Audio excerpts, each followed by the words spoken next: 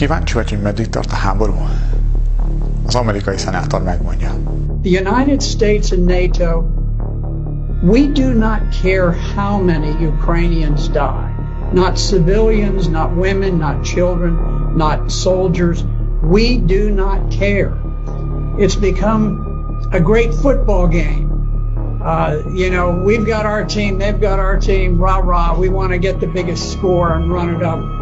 And, we don't care how many of our players get crippled on the playing field, as long as we win. Now, we are shipping fantastic quantities of weapons, and it's caused the stock of Raytheon, which creates missiles, and Northrop Grumman, which creates aircraft and so forth, and missiles. All of these defense industries have become tremendously bloated with tax dollars. I don't think it's ultimately going to change the outcome. I think that Russia will prevail.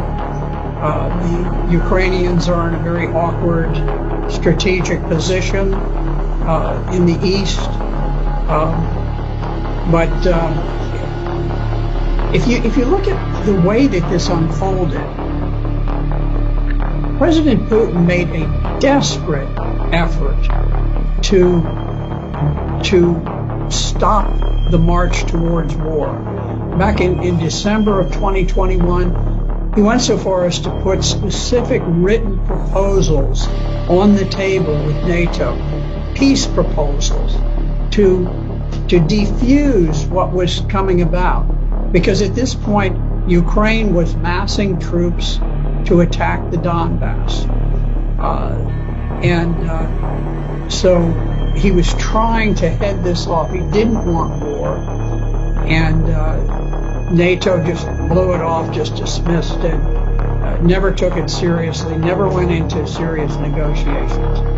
At that point, Putin, seeing that armed Ukrainians with weapons to kill Russian troops were literally on their borders, decided he had to strike first. Now you can see that this was not some pre-planned attack. This was not like Hitler's attack into Poland, where the standard rule of thumb is that you always have a 3-to-1 advantage when you are the attacker. You have to mass 3 times as many tanks and artillery and planes and men as the other side has. In fact, when Russia went in, they went in sort of with what they had, what they could cobble together on short notice, and they were outnumbered by the Ukrainian forces. The Ukrainian forces had about 250,000. The Russians had perhaps 160,000.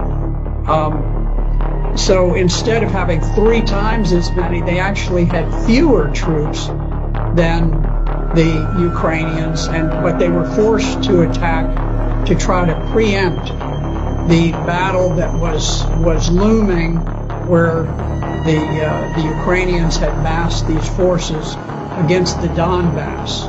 Now the Donbass is adjacent to Russia. It is a portion of Ukraine that did not join with the revolutionary government that conducted the coup in 2014 and overthrew the government of Ukraine.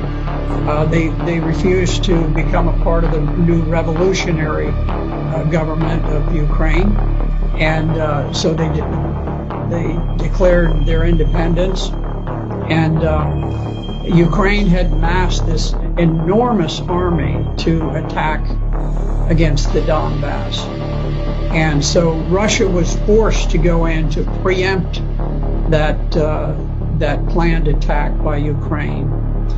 And you could see that Russia very much hoped that they could conduct this special operation without unduly causing casualties for the Ukrainians, because they think of the Ukrainians, or at least they did think of the Ukrainians as brother Slavs that they wanted to have good relations.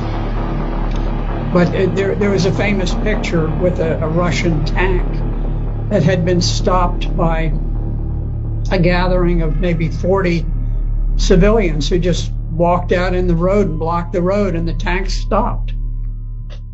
I can tell you, in Vietnam, if we had had a bunch of people who stood in the way of an American tank going through, that tank would not have slowed down in the slightest. It wouldn't have honked a horn. It wouldn't have done anything. Wouldn't have fired a warning shot. It would have just gone on. And I think that's more typical. I'm not criticizing the Americans. I was there and I was fighting, and I probably would have driven the tank straight through myself. But what I'm saying is that the rules of engagement for the Russians were very, very cautious. They didn't want to create a great deal of hatred and animosity. They've been incredibly reserved about these things, hoping against hope that peace could be achieved. But I don't think Ukraine has anything to do with the decision about peace or war. I think the decision about peace or war is made in Washington, D.C. As long as we want the war to continue, we will fight that war using Ukrainians as proxies, and we will fight it to the last Ukrainian death.